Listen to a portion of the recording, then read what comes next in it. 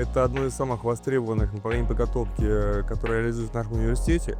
Более того, на него выделено 50 бюджетных мест за счет бюджета Российской Федерации. Кроме того, с этого года предусмотрена ваучерная система в Кыргызской Республике для студентов, обучающихся по педагогическим специальностям.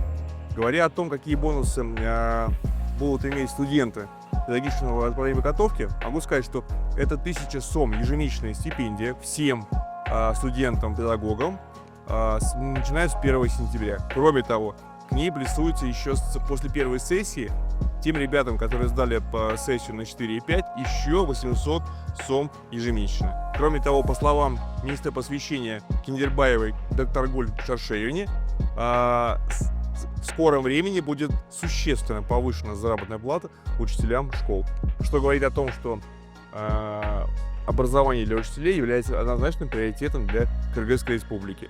Кроме того, могу сказать, что из тех бонусов, скажем так, которые предоставляются ребятам, обучающимся на педагогическом направлении подготовки, это компенсация проживания в городе в размере 6000 сом.